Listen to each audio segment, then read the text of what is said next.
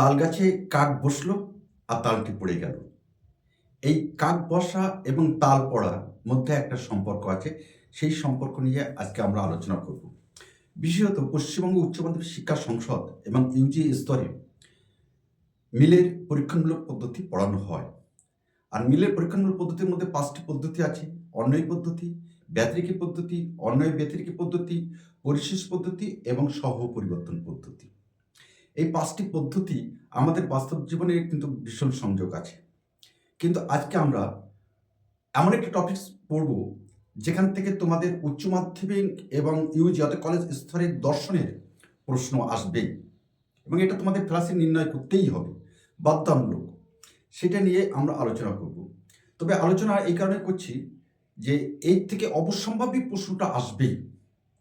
সেই কারণে কিন্তু আমরা শেষের কবিতা পাঠকেন্দ্রের মধ্যে দিয়ে শেষের কবিতা সুন্দরবন ইউটিউব চ্যানেলের দ্বারা সমস্ত স্তরের ছাত্রছাত্রীদের এই বিষয়টি আমরা ওয়াকিবহুল করতে চাই বলে আজকে এই আলোচনা। আজকের আলোচনার বিষয় কাকতালীয় দোষ কি? এই কাকতালীয় দোষ কখন ঘটে আলোচনা করো। তোমাদের ফ্যালাসি নির্ণয় করতে দেয় এটা। তো আমরা আলোচনা শুরুতেই বলে রাখি, বিখ্যাত দার্শনিক মিল তার পরীক্ষণমূলক পদ্ধতির মধ্যে, বিশেষ করে ব্যতিরেকী পদ্ধতির মধ্যে এই কাকতালীয় দোষে তিনি উল্লেখ করেছেন। আর এই কাকতালীয় দোষে তিনি উল্লেখ করেছেন, আর সেখান থেকে আমরা জানতে পারি যে এই ব্যতিরেকী পদ্ধতি অপপ্রয়োগ করলে অর্থাৎ ভুল প্রয়োগ করলে এই কাকতালীয় দোষ ঘটে। অর্থাৎ কোনো একটি ঘটনা ঘটল, আর সেই ঘটনার পূর্ববর্তী বিষয়কে যদি আমরা কারণ হিসেবে ধরে নিই, যে কারণের মধ্যে এবং কার্যের মধ্যে কোনো আবশ্যিক সম্পর্ক বা পারস্পরিক সম্পর্ক নেই, তখন আমাদের যে দোষটা ঘটে সেটাকে বলা হয় কাকতালীয় দোষ। অর্থাৎ কোনো কার্য ঘটা তার ঠিক পূর্ববর্তী ঘটনাকে যদি আমরা কারণ হিসেবে ধরে নিই, তাহলে আমাদের তখন কাকতালীয় দোষটা ঘটে। আমরা একটা পরিষ্কার উদাহরণ দিয়ে আমরা বলে দিচ্ছি। আমি বাড়ি থেকে বেরোচ্ছি, আর সেই সময়কালে আমার ভাই একটা হাসি দিল এবং আমি কিছু দূর যাওয়ার পরে একটা দুর্ঘটনা ঘটল। আমাদের লোক সংস্কার আছে যে বাড়ি থেকে যখন আমরা বাইরে বের হই, তখন কেউ যদি হাসি দেয় বা আমার মাথাটা যদি দরজায় লাগে, তাহলে এটা অলক্ষণী বলে আমাদের মনে করা হয়। তখন আমাদের বাড়ির মা ঠাকুরদা যারা আছেন, দিদিমা আছেন, তারা বলে একটু বাবা বসে যা। এই সংস্কার আছে। আর ভাই হাসিটা দিল, বাইরে গিয়ে আমার অ্যাক্সিডেন্টটা হলো, দুর্ঘটনাটা ঘটলো। এখানে এই দুর্ঘটনা এবং হাসি দেওয়ার মধ্যে যে সম্পর্ক আমরা নির্ণয় করি, এটাই হলো আমাদের কাকতালীয় দোষ। অর্থাৎ এই দুটি ঘটনার মধ্যে কোনো কিন্তু কার্য-কারণ সম্পর্ক নেই। ঠিক যেমন তাল গাছে কাকটি বসলোই এবং সঙ্গে সঙ্গে তালটি পড়ে গেল। অর্থাৎ ব্যতিরেকী পদ্ধতির যদি আমরা কখনো অপপ্রয়োগ করি, তখন আমাদের এই কাকতালীয় দোষ ঘটে। বিষয়টি আরও একটু সহজ করে আমরা তোমাদের কাছে তুলে ধরছি। আর সহজ করে তুলে ধরার আগে আমরা অবশ্যই বলে দিচ্ছি যে তোমরা যদি আমাদের চ্যানেলে নতুন এসে থাকো, তাহলে অবশ্যই আমাদের চ্যানেলটি সাবস্ক্রাইব করবে এবং এই বিষয়টি যদি তোমাদের ভালো লাগে, অবশ্যই তোমরা বন্ধুদের মধ্যে একটু শেয়ার করে দেবে প্লিজ। এইটুকু তোমাদের কাছে অনুরোধ। তাহলে পরে আমরা পরবর্তী কোনো ভিডিও প্রকাশ করতে আমরা একটা উৎসাহ সঞ্চার পাবো বা উৎসাহিত হতে পারি আমরা। কোনো একটি ঘটনা ধরে নিলাম এ, এই ঘটনাটা পূর্বগামী ঘটনা। পূর্বগামী ঘটনাকে সাধারণত বলা হচ্ছে আমাদের কারণ, যে ঘটনাটা আগে ঘটেছে, এবং পরবর্তী ঘটনা যে ঘটনাকে কার্য বলছি, সেই ঘটনাটাকে আমরা বি হিসাবে আমরা চিহ্নিত করছি। অর্থাৎ এ ঘটনাটি আগে ঘটলো এবং বি ঘটনাটি পরে ঘটলো। এই যে সাময়িক পারস্পর্য সম্বন্ধ দেখে ভুলবশতভাবে আমরা যখন সিদ্ধান্ত নিই এ হলো বি এর কারণ, তখন আমাদের এই কাকতালীয় দোষটা ঘটে। বোর্ডে করে দিতে পারলে ভালো হতো, কিন্তু আমাদের ছাত্রছাত্রীরা বসে আছে, সেই কারণে আমরা বোর্ডে করতে পারছি না। যে পরবর্তীকালে সময় পাই, তাহলে আমরা নিঃসন্দেহে আমরা করে দেবো আমরা। এবার প্রশ্ন হলো, এই কাকতালীয় দোষ কখন ঘটে? আশা করছি এই কাকতালীয় দোষটি তোমাদের কাছে আমরা সুন্দরভাবে তুলে ধরতে পেরেছি।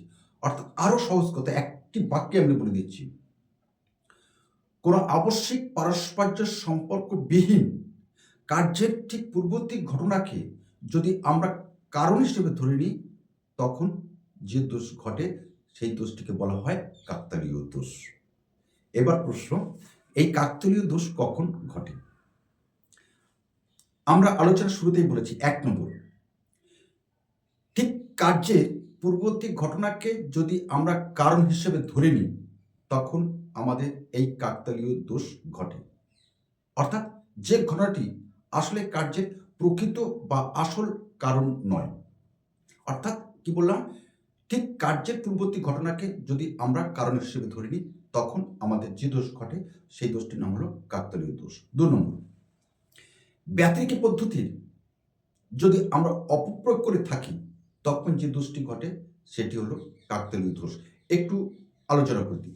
যদি পরীক্ষাগারের বাইরে বাস্তব অভিজ্ঞতার ভিত্তিতে যদি আমরা দুটি ঘটনার সহ উপস্থিতি দেখতে পাই, তাহলে আর সেই সহ উপস্থিতি দেখে একটি আরেকটি কারণ হিসেবে ধরে নিই, তখন আমাদের এই কাকতালীয় দোষ ঘটে। ৩ নম্বর, প্রাসঙ্গিকতা বিচার না করলে, প্রাসঙ্গিকতা বিচার না করলে আমাদের কারণ যে দোষটি ঘটে সেটি হলো কাকতালীয় দোষ। অর্থাৎ কারণ ও কার্যের মধ্যে, কারণ এবং কার্যের মধ্যে যদি কোনো অনিবার্য যুক্তিসম্মত বাস্তবপূর্ণ সম্পর্ক আছে কি না সেটা বিচার না করে যদি আমরা পূর্ববর্তী ঘটনাকে কারণ হিসেবে ধরে নিই, তখন আমাদের কাকতালীয় দোষ ঘটে। এখানে একটা উদাহরণ দিচ্ছি। প্রাসঙ্গিক ঘটনা যেটা বললাম আমরা, আকাশে ধূমকেতু উঠেছে, আর এই ধূমকেতু ওঠার পরপরই আমাদের রাজার মৃত্যু হলো। এখানে রাজার মৃত্যুর কারণ হিসেবে আকাশের ধূমকেতু ওঠাকে আমরা কারণ হিসেবে ধরে নিলাম। আসলে এই যে আকাশের ধূমকেতু ওঠা এবং রাজার মৃত্যু হওয়ার মধ্যে কোনো রূপ কার্যকারণ সম্পর্ক নেই। রাজার মৃত্যু কিন্তু একাধিক কারণ হতে পারে। তার সাংসারিক অশান্তি, হার্ট অ্যাটাক বা অন্য বিভিন্ন কারণে কিন্তু তার এই মৃত্যুটা হতে পারে। কিন্তু সেই মৃত্যুটাকে আমরা চিহ্নিত না করে, সেই কারণটাকে চিহ্নিত না করে আকাশের ধূমকেতু ওঠাকে রাজার মৃত্যুর কারণ হিসাবে কিন্তু আমরা ধরে নিলাম। এখানে যে দোষটি আমাদের ঘটলো সেই দোষটি হলো আমাদের কাকতালীয় দোষ। একটু সহজ ব্যাখ্যা করে আমরা বলে দিই। এখানে ধূমকেতু, আকাশের ধূমকেতু দেখা দেওয়া একটি পূর্বগামী ঘটনা, আর পূর্বগামী ঘটনাকে মিলের পরীক্ষামূলক পদ্ধতির মধ্যে আমরা কারণ হিসেবে চিহ্নিত করে থাকি। এবং রাজার মৃত্যু একটি পরবর্তী ঘটনা, যে ঘটনাকে আমরা কার্য হিসাবে আমরা চিহ্নিত করে থাকি। কিন্তু বিজ্ঞানের দৃষ্টিতে, আমরা তো বৈজ্ঞানিক যুগে আছি আমরা, আর সেই দৃষ্টিতে আমরা বলতে পারি এই যে ধূমকেতু আকাশে উঠেছে এবং রাজার যে মৃত্যু হয়েছে, এই ধূমকেতু ওঠা এবং রাজার মৃত্যুর মধ্যে কোনো রূপ কোন কার্যকারণ সম্পর্ক নেই। কারণ আমরা জানি কোনো কার্য কারণ বিহীনভাবে ঘটতে পারে না। অর্থাৎ কার্যকারণ সম্বন্ধে তোমরা পড়েছো, হিউমের কার্যকারণ আছে, ইউংয়ের কার্যকারণ সম্পর্ক আছে, তোমরা সেখানে পড়েছো যে কোনো কার্য কারণ বিহীনভাবে উঠতে পারে না। অর্থাৎ পৃথিবীর সমস্ত কার্য একটা নির্দিষ্ট কারণে হয়, একটা নির্দিষ্ট কারণে একটা নির্দিষ্ট কার্য ঘটে, একটা নির্দিষ্ট কারণে একাধিক কার্য কখনো ঘটতে পারে না। এটা আমরা বিজ্ঞানের দৃষ্টিতে অবশ্যই কথা আমরা বলতে পারি। আর সেই কারণে এখানে বলতে পারি যে রাজার মৃত্যুর সঙ্গে এই যে আকাশে ধূমকেতু ওঠার কোনো কিন্তু বাস্তবপূর্ণ, যুক্তিপূর্ণ এবং আবশ্যিক এবং অনিবার্য কোনো সম্পর্ক নেই। জাস্ট ওই যে আমরা বললাম, আলোচনা সূত্রতে বলছিলাম যে তাল গাছে কাক বসলো আর তালটি পড়ে গেল। এই যে কাক বসা এবং তাল পড়ার মধ্যে যেমন কোনো অনিবার্য, কোনো আবশ্যিক, কোনো যুক্তিপূর্ণ সম্বন্ধ নেই, ঠিক তেমনি আকাশে ধূমকেতু ওঠার সাথে সাথে রাজার মৃত্যুর কোনো কিন্তু কার্যকরণ সম্পর্ক নেই। এখানে জাস্ট আমরা পূর্ববর্তী ঘটনাকে কারণ হিসেবে আমরা চিহ্নিত করেছি।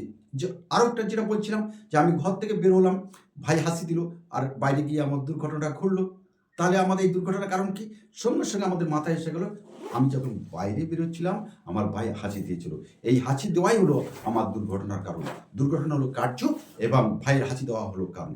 এই যে আমরা কোনো আবশ্যিক, অনিবার্য, পারস্পর্য সম্বন্ধবিহীনভাবে যে কারণ কার্য সম্পর্কে স্থাপন করার চেষ্টা করেছি, আর এই রকম সম্বন্ধ স্থাপন করলে আমাদের কাকতালীয় দোষ ঘটে। অর্থাৎ এখানে একটা সমপাতন, কো ইনসিডেন্ট যেটাকে আমরা বলছি, এই জিনিসটাকে যদি আমরা ধরে নিই তাহলে কিন্তু আমাদের বাস্তব জীবনে সিদ্ধান্ত নিতে এবং সিদ্ধান্ত নিলে সেটা কিন্তু আমূল পরিমাণে এমন 100% কিন্তু ভুল হবে। অর্থাৎ আমাদের যেটি করা উচিত, কোনো সিদ্ধান্ত নেওয়ার আগে একাধিকবার আমাদেরকে চিন্তা চেতনার জাগরণ ঘটাতে হবে এবং তার আসল কারণ কি সেটা দেখার জন্য আমাদের একাধিক ঘটনা পর্যবেক্ষণ করতে হবে। করার পরে যদি আমরা সিদ্ধান্ত নিই তবে সেই সিদ্ধান্ত কিন্তু সঠিক হওয়ার সম্ভাবনা থাকে। পুরোটাই স্বাভাবিক সঠিক হবে এটা বলছি না। সঠিক হওয়ার সম্ভাবনা থাকে এবং সঠিক হওয়ার সম্ভাবনার পথে আমরা অগ্রসর হতে পারব। আর যদি তার ঠিক আগের ঘটনাকে যদি আমরা কারণ হিসেবে ধরে নিই তাহলে ওই যে কাক বসলো, তাল পড়ে গেল, ধূমকেতু উঠলো, রাজার মৃত্যু হলো, ভাই হাঁচি দিল, তাই আমার দুর্ঘটনা ঘটলো। যে কো ইনসিডেন্ট বলছি, সমপাতন ঘটনা। বাস্তব জীবনে এইভাবে আমরা সিদ্ধান্ত নিই, আর সিদ্ধান্ত নিলে সেই সিদ্ধান্ত আমাদের ভুল হয়, ভুল হতে বাধ্য। আশা করছি এই কাকতালীয় দোষ কাকে বলে এবং এই কাকতালীয় দোষ কখন ঘটে, অর্থাৎ যেটাকে আমাদের ইংরেজিতে বলা হচ্ছে পোস্ট হক আর্গো প্রোপ্রেটার হক, অর্থাৎ কাকতালীয় দোষ। তোমাদেরকে বোঝাতে পেরেছি, আর বোঝাতে পারলে নিশ্চয়ই আমাদের চ্যানেলটি তোমাদের সাবস্ক্রাইব করবে এবং বন্ধুদের মধ্যে একটু শেয়ার করে দেবে। তো আজ আমরা দর্শনের আলোচনা পাঠ কেন্দ্রে এখানে রাখলাম। আগামী কোনো একটা সময় নিঃসন্দেহে তোমাদের সাথে আমার দেখা হবে এই আশা নিয়ে আজকে এখানে রাখলাম। নমস্কার।